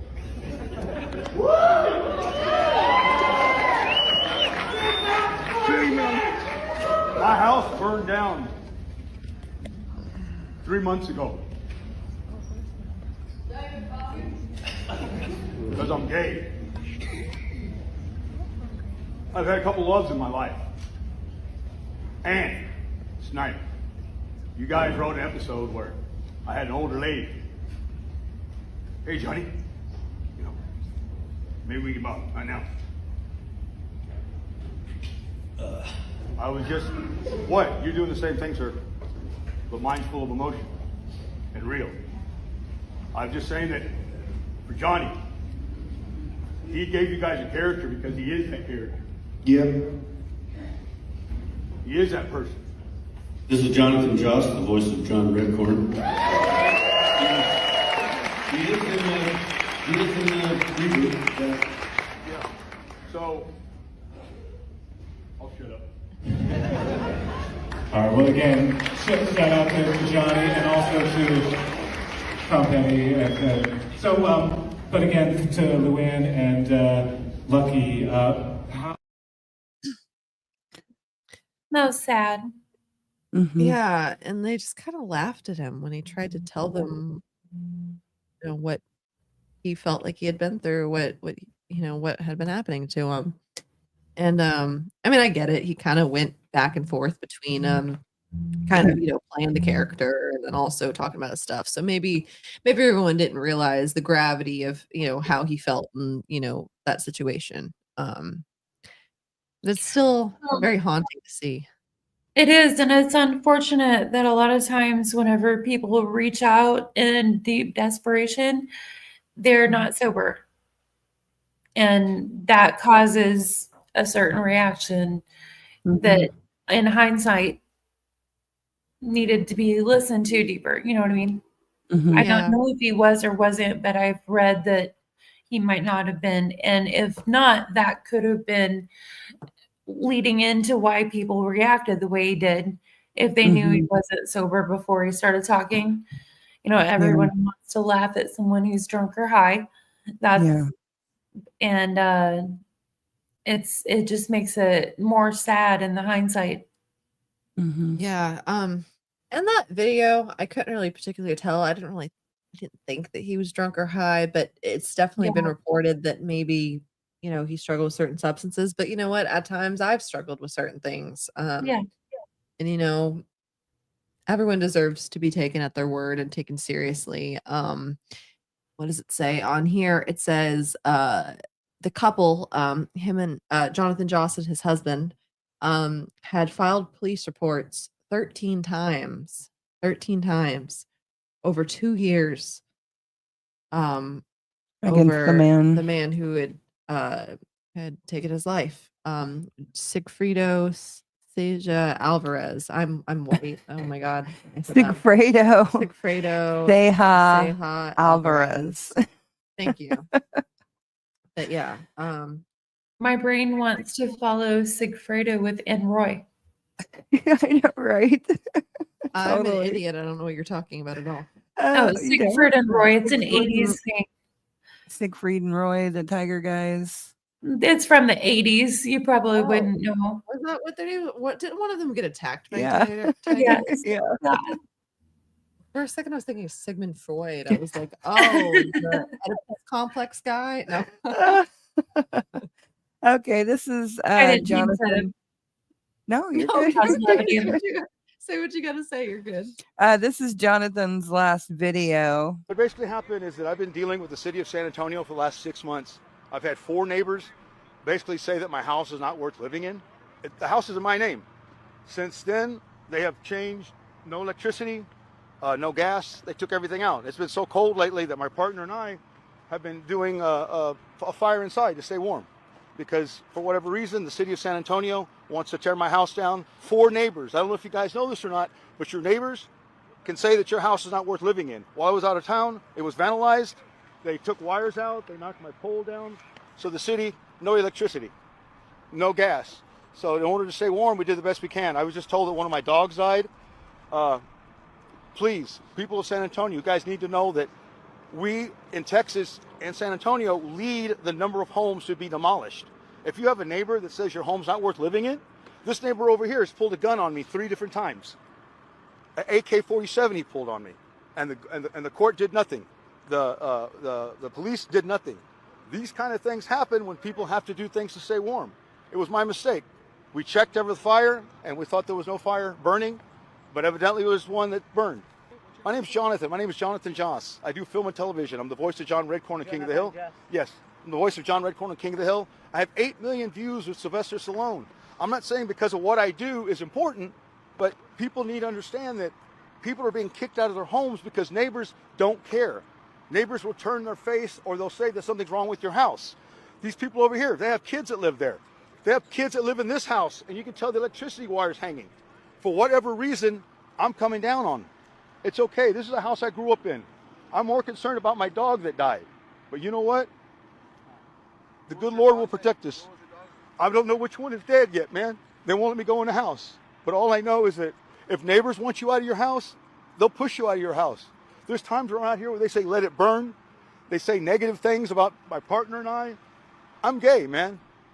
And for some reason, the people don't want me here. That's fine. It was my mistake. But this is my house. My house. And I'm going to stay here. I'm going to stay here, or I'm going to sell it to somebody who deserves to live here. If you guys would like to buy this home, buy the property, please, please. How long have you been living here? This house was built by my dad in 1957 for my mom. This street has weird addresses. For example, 201 Dorsey. If you look at it, they're getting electricity from the other side. It's very interesting, this street. We don't have any sidewalks. We don't have any fire hydrants. The only good fire hydrant is at the end. So for Dorsey to be treated like this, it's not fair. It really isn't. Did you accidentally? Evidently I did. It's my fault. You know, or if somebody came in and did something, who knows? My fence is knocked down over here, right where my partner's standing. We came home, that's been knocked down. People get in my house all the time. I turned everything off. But you know what? Who am I to say anything else? This neighbor, again, pulled an AK-47 on me. And the police said there was no witness. You can look at it. It's documented. My witness was standing right there. He was standing. We were in my truck together when he pulled the gun and pulled the trigger. And no one does anything. Do you come and go from your house, or you're always? I'm always here. We went to a hotel because it was so cold. For the last couple of nights, I wanted to come home and take care of my dogs. You know, we come every day. We feed the dogs. We leave. We feed the dogs. But mistakes happen, man. And it's my fault for I guess, leaving something on. Where was the fire? Where were you trying to keep warm at? No, I kept warm in this far left room. You know, and we turned everything off. We went to Gyros to have some breakfast. At 12 o'clock, have lunch at noon. We turned everything off, but, you know, things happen, man. Things happen. But again... What was it that you were burning that made it happen? Like, if it did burn, like, what was it? Oh, no. It was mesquite. I had mesquite, and I had my propane tank to help, you know, light it up. We turned it off. But, you know, things can happen, man. And that was inside the house? Yes, sir. Because it's been really, really cold, man. And when you don't have electricity, when you don't have gas, but like I said, they pulled my gas out. They pulled my electricity out. Yes, I was paying for it. What happened was they pulled, the wire got pulled with a high wind, which pulled my loophole down. I called the city and asked them, could you please turn off electricity so I could straighten my loophole? The guy told me no. So I straightened the loophole out myself. So what did they do? When they raided the house, they said that I worked on it. I was working on the house and working on electricity without a permit. Now, I can understand the electricity, but to do repairs on your house, you have to have a permit? Because I was doing repairs on the house. What do you think, what was the reason of the fire? Por pendejo. I left something on, man. That's the only thing I can do. I can't point fingers. You know, and why point fingers? I don't have a job. I don't have children. I'm missing one more dog. But all I know is that if anybody wants to buy a house, wants to buy some property, let me go. La M needs to buy a home, I will sell it to them at a discount price. Because I want somebody on the street that can get respect back to this street. Not just for me, but for other neighbors. I'm one of the only people on the street that have been here since the beginning. You know, organizations like La M, they buy things left and right. Everybody has a good part, everyone has a bad part. Like the old saying says, you got the good wolf and you got the bad wolf. What comes out? The wolf that you feed most. And right now, I'm going to feed the bad wolf because the city of San Antonio has treated me wrong and has treated my partner wrong. And now I get to go find out which one of my dogs is dead. Where are you going to stay now? Do you have a place to stay? No, I don't have a place to stay. I'm going to stay here because I got to go see my dog, man. This is my home. I've already had neighbors tell me to leave. They're going to burn my house down, call me a fag, all these different things. But no one's going to say a damn thing because for whatever reason, everyone's sticking together. But you know what? I have fans. I just need one fan out there to understand where I'm coming from. You know, I've posted videos on Instagram. I've posted videos on my TikTok. Videos that don't quite look right. Videos that look like they've been altered. I haven't altered them.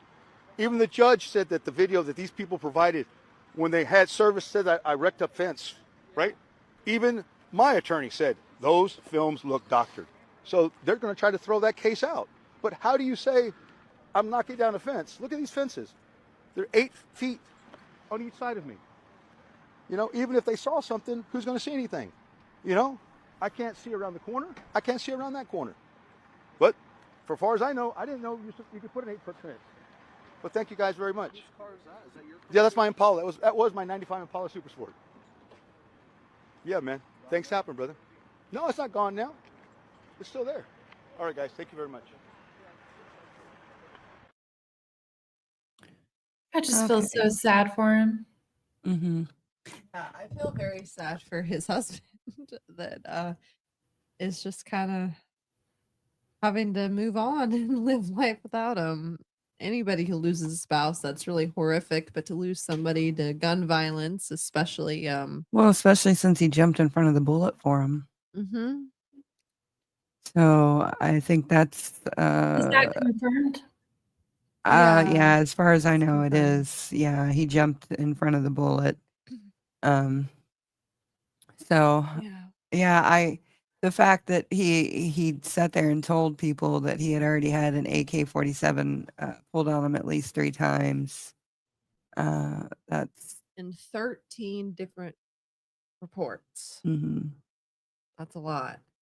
Yeah, and you would think with his status that they would have. It's Texas, man. Texas has been doing a lot. I don't know. I mean, I don't know. everybody everywhere's different, you know. If he were and- rich, I mean, too, yeah. just curious, there are a lot of reports about him rampaging up and down the road with weapons. Do we know in these instances, was he always reacting to this neighbor, or was he having episodes? Or I'm just curious. The only thing that I saw confirmed is him with the pitchfork kind of having a mental breakdown. I'm not saying nothing else happened, but the only thing that I saw that is confirmed is the pitchfork video. Gotcha. Now, In the video I've seen, he's just walking he's around just with walking it. around. He's not threatening anybody with it. He's Yeah. just walking around with Gotcha. it, which I'm not saying is right, wrong, or indifferent. I'm just saying he was walking around with the pitchfork. Now, as someone who just lost her dog, I know that if I would have found out about it the night before when I was a little under the influence, and who knows whether he was under the influence or not whenever all this stuff happened. I don't know. I You don't could have care. been walking around with a pitchfork. I would have not been as She would've. gracious as I was Yeah. just now. hmm It Yeah. has been reported by his husband that that their dog's skull and collar were placed in plain view right next to the mailbox whenever they came back to check on their things. hmm And they were mourning their dog. And I don't know how he reacted to that. I'm sure that if you were crying, even his sister-in-law was saying that she's sure that he was probably mourning very loudly, which I've mourned loudly for my dog, Yeah. who I don't even know if he's dead. You know what I mean? I don't know. I don't know what happened to Oates. I don't know. But after 13 different reports against him, and again, I'm not saying that Jonathan Joss didn't do anything, you know, but also like if someone's allegedly calling you the F word, you know, multiple times, I'm not going to say that I've reacted to a lot of people over less, you know, in less positive ways. You know what I mean? I don't know how he's acted Yeah. or reacted. But you know, I don't know. Yeah. It's just I know it's been reported. I'm Who just knows? sad that he's gone. I'm just sad that he's gone. Like, It's really sad because we not only lost, you know, a strong, you know, LGBTQ voice, but we also lost a Native American voice. And the Native Americans, you know, whether someone wants to call us a hate crime or not, like I feel like the Native Americans, there are so many missing, especially women and children, but also men that just are completely ignored and not looked into. We play that Sacred Flower song sometimes on our show, and it's a community that's been neglected and treated like nothing for a very long time. And I'm not saying that it was necessarily because he was Native American that anything happened, but it is a group of people that has been neglected and treated very poorly for a very long time. So yeah, I'm very close with several Native American tribal members. and it's just very sad. And I'm sure they'll all, you know, tell you that they've also probably been discriminated against in one way or another. And it sucks because they belong here. You know what I mean? Yeah. They belong here. Yeah, and just even talking about Native American subjects is scary to talk about because it's a landmine no matter where you go with it, you know. So sometimes I steer away from certain things because I'm not even sure how I feel about certain things, not just the Native American issue, but other things in general. Just sometimes a story will come to me or I'll run across a story and I'm just like, I want to talk about it, but I don't know how I feel about it. And so I just keep quiet because I don't Take some time to process. figure it out and not only process, but let all the details play out. Yeah, not everything's black and white. Especially not immediately. Yeah. Sometimes it can become more black and white over time, but certain Yeah. issues. But Yeah, I was asked to cover the Micah Miller case when it first happened. And I refrained from jumping on it because I didn't know. I didn't want to accuse anybody of anything. You know what I mean? it's very dicey to accuse know, I don't know somebody. anything about that one at all.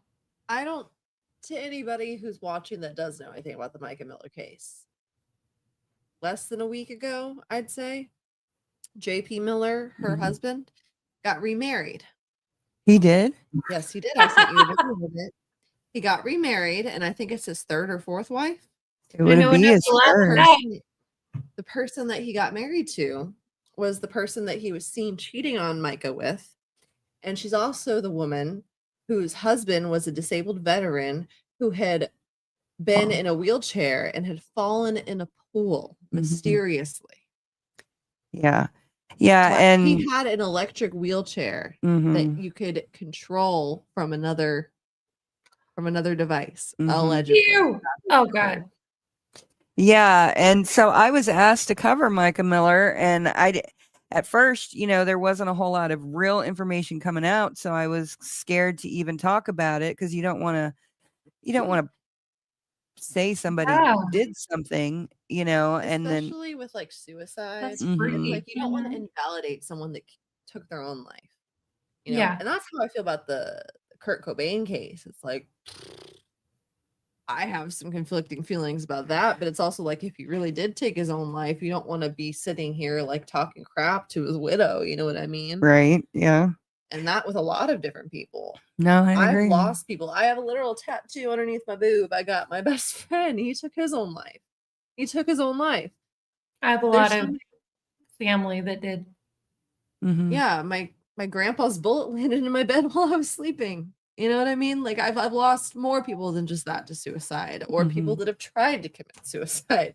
You don't want to invalidate the things that they're feeling, but then it's also like there's some weird sus stuff going on, and Yeah, you never and know. Micah's childhood friend or teenage friend, I can't even remember her name at the moment, but we had been talking, and she was going to come on and talk about the case, and then she ended up not doing it. They ended up doing. Oh, not yes, doing it. they ended up not doing it, and so I never went any further with the story, and but Seeing as things progress, and he yeah, got married to the person he was cheating on her with. I'm yeah, not saying he did anything, but in the very least, he drove her to it. she was writing things in her diary saying that he was forcing her to do things with animals. Yeah, it was really bad. It wasn't just one thing or another. It was like the nastiest, most Vile debaucherous, stuff. vile things you can think of. Mhm. It wasn't just being kinky or just Yeah. doing something stupid. He was like torturing her. Yeah, So even if she took her own life, just to get away from that. I can't exactly blame her, because like we talked with the Newsboys thing, if you get in with a church or some kind of hierarchy in the church, Mhm. it's so hard to escape that. Mhm. Yeah. It's hard to escape that. Mhm. It's I agree. It's not good. Well, this has been a very somber episode. I knew it would be, but yeah. So I think we've done well with it, though. Huh? I think we've done well with it, though. Yeah, no, I think we have too, because they were all sensitive, topics for the most Can we part. play that last video from the police Oh officer? yeah. Sorry, I We're forgot gonna about play that. this real quick. This is so again, we're not telling you what did or didn't happen, but initially the police in the Jonathan Joss case had came out and said that unequivocally, no, it was not a hate crime.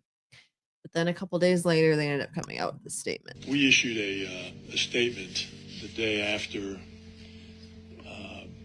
Jonathan Joss's murder that was way premature.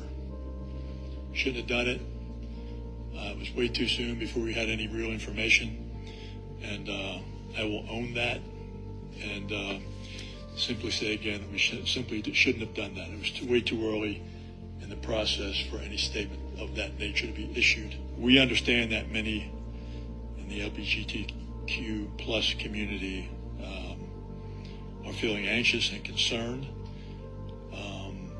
A lot of it has to do with that premature statement that we released. And again, I own that. We shouldn't have done it.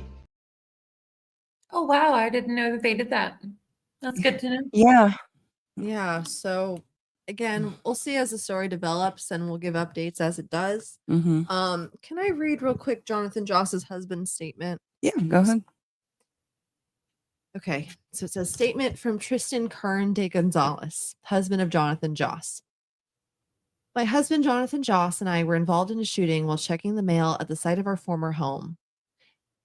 That home was burned down after over 2 years of threats from people in the area who reportedly told us that they would set it on fire. We reported these threats to law enforcement multiple times and nothing was done. Throughout that time, we were harassed regularly by individuals who made it clear that they did not accept our relationship. Much of the harassment was openly homophobic. When we returned to the site to check our mail, we discovered the skull of one of our dogs and its harness placed in clear view. This caused both of us severe emotional distress. We began yelling and crying in response to the pain of what we saw. While we were doing this, a man approached us. He started yelling violent homophobic slurs at us. He then raised a gun from his lap and fired. Jonathan and I had no weapons. We were not threatened. We are not threatening anyone. We are grieving. We were standing side by side. When the man fired, Jonathan pushed me out of the way. He saved my life. Jonathan is my husband. He gave me more love in our time together than most people ever get. We were newlyweds. We picked Valentine's Day. We are in the process of looking for a trailer and planning our future. He was murdered by someone who could not stand the sight of two men loving each other. I was with him when he passed. I told him how much he was loved. To everyone who supported him, his fans, his friends, know that he valued you deeply. He saw you as family. My focus is now on protecting Jonathan's legacy and honoring the life that we built together. If your concern is somehow coped with trauma or how loudly they speak when recounting injustice and being ignored by authorities, then you never truly cared about my husband. Jonathan saved my life. I will carry that forward. I will protect what he built. That made me tear up. I know, it's really sad. You know, Yeah. I'm sure there's a lot of not black and white in this situation, but it's just, they clearly reported this man several times, and it was on the first day of Pride Month. And as a proud bisexual woman and in typical bisexual fashion, of course I'm with a man, but that does not erase the fact that I love women, okay? You're such a weirdo. I don't care that I'm a weirdo. I don't care what I had been taught growing up. I don't care what anything has happened in my life. I love women, okay? And oh my gosh. We love you. Thank you. It is, unrelated to this Pride Month in particular has been very difficult. And I'm not here to talk shit on anybody who believes differently than me, but I kind of am. And I'm just going to say this new administration, everyone has completely erased Pride Month this year. And it completely shows it. And yeah, I know that it was always performative in the past. Okay. I get that, ugly rainbow everything all the time was a little much sometimes, okay? But the fact that people that were so loudly trying to proclaim something when it was popular are so now drawing back. My personal company that I work for was so adamant about pride in all of the years that I've worked for them. And this year they have stayed completely silent. They've stayed completely silent about everything. And I've made sure to make pride displays with my flowers. I have made sure to arrange them in rainbows this year because last year my boss told me that it was controversial. Okay. I don't care. I will speak loudly for the people that have been ostracized for all of time. Yes. Okay. So companies went from we gay today in 2020 on June 1st to don't say you gay. Right, exactly. It's whatever's popular. And it's like, I get it. It was performative and kind of silly to begin with, but it's like to just have such a stark contrast, like even like Target, the the pro, like whatever, all like historically, whatever, they're like totally like backtracking and all that stuff. Everybody's backtracking. And it's Well, like being you a said at the millennial, beginning. being an elder millennial, it just feels like a continuation of the pendulum swing for me because I was around for the satanic panic in the 80s. Right. You know, I was a kid for that, and that was great. Yeah. And then in the 90s, like people were just starting to be able to be out a little bit, but that's when hate crimes really started getting big. Yeah. And then we got the Obama years, and regardless of any of Obama's politics, it was a great time to be gay and pagan in the city in St. Louis. And it was like our pagan pride parades, our pagan picnics, and all that stuff. And the pride parades were very safe during the Obama years, and then it started going downhill. You know, to speak about the pagan part of it, there was a pagan festival in St. Louis. I don't remember exactly what it was called, but maybe you've attended it before. Yeah, recently there's pagan picnic and then there's pagan pride. it was pagan picnic. Yeah. This year at pagan picnic, there were a bunch of people in Nazi gear. Oh, Yeah, wow. my friends told me about that. I've participated in pagan picnic and many times, and this year a lot of people found out ahead of time that they were going to be there, didn't know what to do because apparently the organization couldn't exclude them due to free speech laws. And then like everyone had to just decide how to react. There was no On the other spot. choice. Just The same thing decide how to happened- react on the spot. And Yeah, people decided to try and react mostly in a way that would not get them in trouble legally. And then that got them in trouble socially for not acting a fool and getting in trouble legally. So yeah, The it same was thing an happened- all around mess. The same thing happened at Welcome to Rockville in Florida in Daytona this past year. There were men in Nazi uniforms or with Nazi swastikas and stuff. And no, it's not just a cute little Buddhist symbol. I don't care. It makes you want to not do any public events. Yeah. so Because sad. people, no matter what your event is about, people try to infiltrate it with something the absolute opposite just to see what you'll do legally. Yeah. And yeah, I dealt with that after the Joplin tornado in 2011. I had highlighter markers making a big highlighted rainbow on my wife beater to go stand against Westboro Baptist Church. Y'all know who they are, right? Yeah. Yeah, they were coming to Joplin after the tornado because Obama was coming to Joplin to, give a speech and say, I'm sorry, the tornado killed 160 people and devastated the town, basically. And Yeah. because Obama was coming to give a speech, Westboro decided that they put out a flyer saying, thank God for the dead children of Joplin. He is exercising his wrath on the F-word town, gay town of Joplin. And all this stuff, because Joplin was a bit of a haven. It was a bit of an LGBTQ haven of Southwest Missouri. And so that's why Westboro chose to say that God targeted it with the tornado and killed those people and children as they were graduating high school that night. Wow. Because the town is so gay.